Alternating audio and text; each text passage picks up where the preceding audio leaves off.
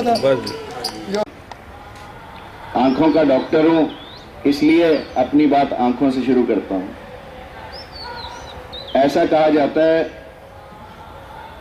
कि बीरबल और अकबर, इनकी अक्सर नोक-झोंक होती रहती थी और दोनों का प्यार भी बहुत था और दोनों आपस में बातें करते हुए सार की बातें निकालते थे। एक दिन अकबर ने अपने दरबार में पूछा कि इस दुनिया में आंख के रोगों से ज्यादा पीड़ित अंधे हैं या जिन लोगों की आंखें ठीक है ऐसे अंधों की संख्या ज्यादा। अब सब लोग हैरान हुए कि अंधे तो आंख से ही होते हैं, बिना आंख के भी कभी अंधे होते हैं। तो किसी ने जवाब नहीं दिया, सबने कहा महाराज अंधे तो आंख से ही होते हैं। पर बीरबल ने कहा महाराज मुझे जवाब देने के लिए थोड़ा सा समय चाहिए।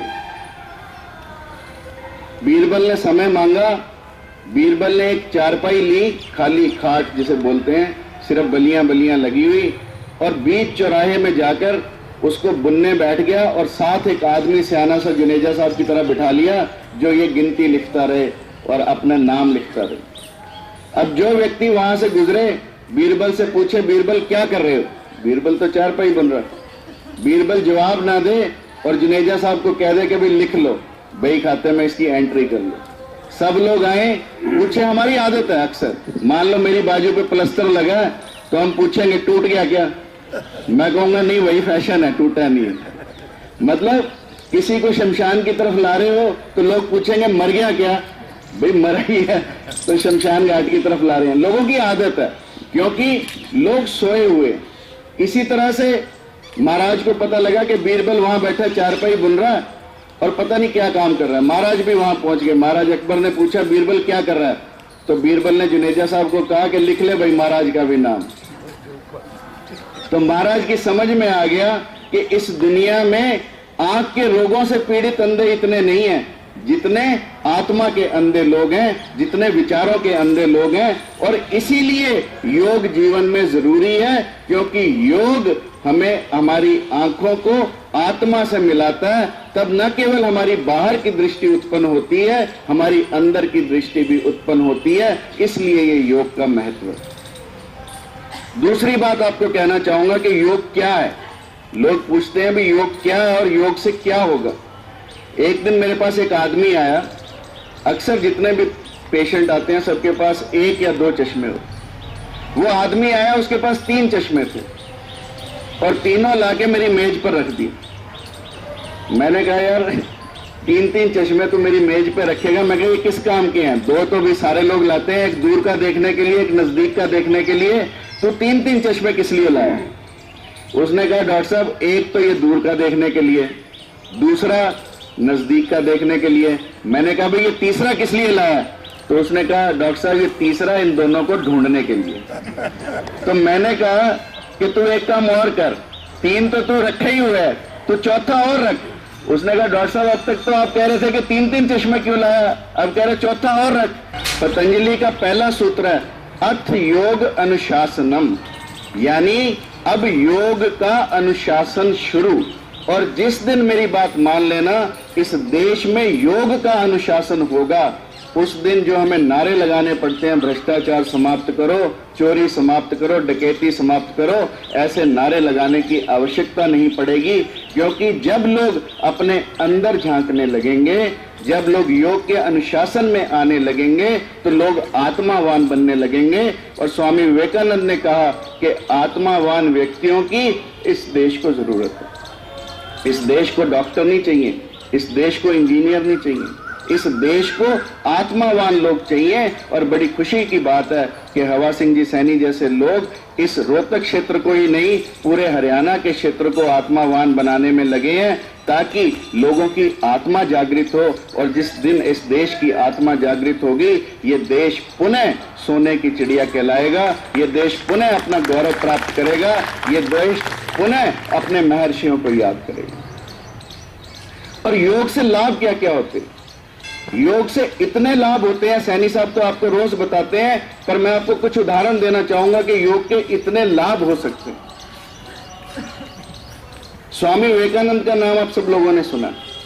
स्वामी विवेकानंद जब अमेरिका गए तो उनको उनके किसी मित्र ने किताब दी कि ये किताब मैंने लिखी है, स्वामी जी से आप पढ़ना जब आपको समय मिले, और मैं आपके लिए चाय बना के लाता हूं। स्वामी जी ने उसके पन्ने पलटे और जब तक वो चाय बना के लाया 1400 पेज की किताब स्वामी जी ने उसी समय पढ़ दी। उसने कहा स्वामी जी आपने किताब पढ़ भी ली। उसको बड़ी हैरानी हुई कि 1400 पेज की किताब 14 मिनट से कम में स्वामी विवेकानंद ने पढ़ दी। उसको आश्चर्य हुआ। उसने कहा स्वामी जी 1400 पेज की किताब कोई 14 मिनट में पढ़ लें, ये बात गवारा नहीं होती, आप कहें तो मैं आपसे कोई प्रश्न पूछूं। उसने स्वामी जी से कोई लाइन पूछी तो स्वामी जी ने कहा कि 80वें पेज पे 8वीं लाइन ये लिखी है। तो उसने स्वामी जी से पूछा कि स्वामी जी आपने ये कैसे कर लिया? हम लोग तो याद करते करते थक जाते हैं, तब भी ऐसी चीजें याद नहीं रहती। तो स्वामी जी ने कहा कि ये योग की एकाग्रता है, ये योग के द्वारा एकाग्र मेरा मन है, जिसकी वजह से पूरी की पूरी पिक्चर फोटोग्राफी की किताब की मेरे मन में बन जाती है और इस तरीके से मैं इस किताब को याद कर पाया। ये योग की शक्ति है कि योग से हमारी अंतर्दृष्टि जागृत होती है, हमारी स्मरण शक्ति बढ़ती है। और इसी तरीके से स्वामी विवेकानंद ने कभी गोली नहीं चलाई थी। कुछ बच्चे निशाना लगा रहे थे गुरगाबियों के ऊपर, स्वामी जी गए, बंदूक ली, उनसे निशाना नहीं लग रहा था, स्वामी जी ने निशाना लगाया और मुगाबी को मार दिया। लोग बड़े हैरान हुए कि जिस आदमी ने कभी बंदूक नहीं चलाई, कभी पिस्तौल नहीं चलाई और उसका निशाना इतना सटीक।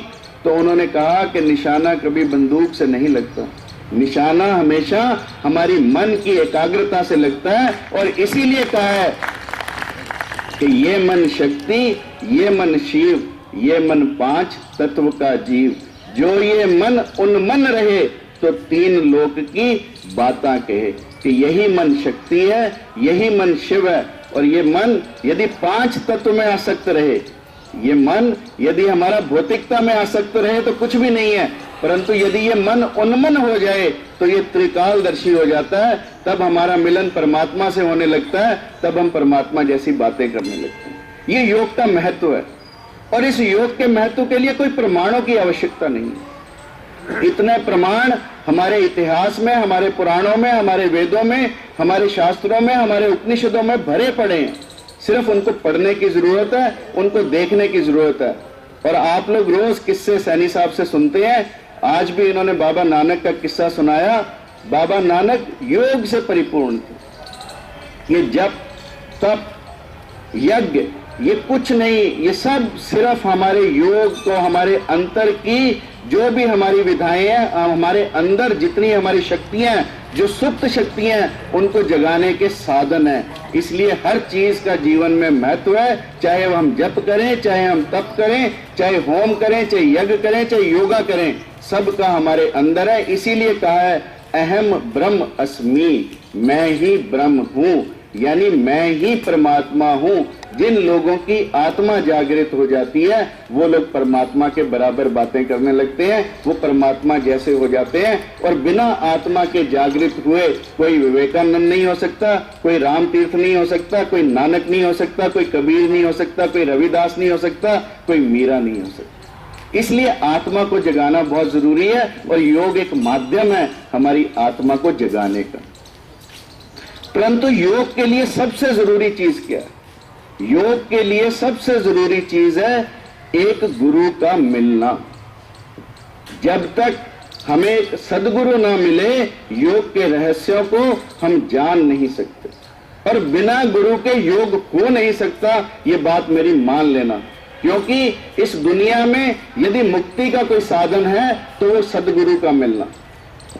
ऐसा कहते हैं जैसे आप लोग पेड़ पे यहाँ पार्क में बैठे हो, पेड़ों की छाया, ऐसे ही एक कथा होती थी राम नाम की। तो पंडित जी कथा करते थे कि राम नाम सो बंधन छूटे, राम नाम सो बंधन टूटे।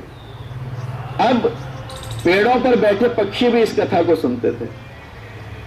एक सेठ जी जब कथा सुनने आते थे तो अपने घर की एक मैना को भी ले आते थे और उसका पिंजरा पेड़ के पास आकर टांग देते थे। धीरे धीरे वो मैना भी सीख गई, मैना भी राम राम बोलने लगी। जब मैना राम राम बोलने लगी तो मनमोहन आजाद जैसा कोई सेठ होगा, उसने कहा कि भी ये मैना बड़ी कीमती है, राम नाम बोलने लगी। अगर पक्षी कोई राम नाम बोलने लगे, आदमी बोले तो कोई बात नहीं, पक्षी राम नाम बोलने लगे तो एक रहस्य की बात है। तो इन्होंने क्या किया कि अगले दिन उस मैना का और कीमती पिंजरा बनवाया और उसके ताला भी बड़ा मोटा सा लगाया, क्योंकि कीमती मैना होगी। जब चीज कीमती होने लगती है तो हम लॉकरों में बंद करने लगते हैं। तो उन्होंने मैना को भी मजबूत से पिंजरे में और मजबूत से ताले में बंद कर दिया और अगले दिन फिर कथा में ले आए। जब कथा फिर शुरू हुई, पंडित जी ने कहा राम नाम से बंधन टूटे, तो मैना ने कहा वृथा वचन कह मत झूठे, यानी बेकार की बात कह मत, झूठ बोल रहा है तू। राम नाम से बंधन कहां टूटता है? राम नाम से तो मेरा बंधन और पक्का हो गया, मेरे को तो और बांध दिया इस पर सेठ के बच्चे ने, तो मेरा तो कोई बंधन नहीं पूरा हुआ। अब जब ऐसी बात हुई तो पंडित जी ने तो अपनी पोथी संभाली रामायण की और उठ के चल दिए, और बाकी लोग भी जैसे ही पंडित जी उठे बाकी लोग भी चल दिए। परंतु वहां पे मनमोहन कथुरिया जैसा कोई सियाना आदमी बैठा, वो मैना के पास गया और मैना से पूछा, पत्रकार तो सवाल ही पूछते हैं, मैना से पूछा कि बता मैना तेरा कष्ट क्या है? उसने कहा देखो मैं खुले पिंजरे में रहती थी, खुली सांस लेती थी, जब से राम नाम लेने लगी तब से सेठ जी ने मेरे को कस के बंद कर दिया, मोटे पिंजरे में बंद कर दिया, अब मैं क्या करूं? तो मनमोहन कथुरिया ने कहा कि मैना तू ऐसे कर, कल जब तू यहां पर आए कथा को सुन, और जब कथा के बाद सेठ तुझे दाना डालने लगे तो तू बिल्कुल ऐसी योग मुद्रा में लेट जाना जैसे तू मरी पड़ी। अब मैना ने ऐसा ही किया। अगले दिन जब सेठ जी दाना डालने लगे तो मैना सांस रोक के लेट गई। सेठ जी को तो घबराहट होने लगी, सेठ जी को घबराहट हुई कि ये मैना तो मर गई, और इतनी कीमती मैना थी, तूने इतनी संभाली थी, ये तो मर गई। सेठ जी ने फटाफट पिंजरा खोला, मैना को बाहर निकाला। जैसे ही मैना को बाहर निकाला, मैना फुर्र से उड़ गई और कथा फिर शुरू हुई और मैना पेड़ पे आजाद होकर बैठ गई। उसने कहा राम नाम सो बंधन टूटे, तो मैना ने कहा वृथा वचन कह मत झूठे, पर एक बात इसमें और ऐड कर देती हूँ। ऐड क्या करती हूँ? राम नाम सो बंधन टूटे, वृथा वचन कह मत झूठे, पर सदगुरु मिले तो बंधन टूटे।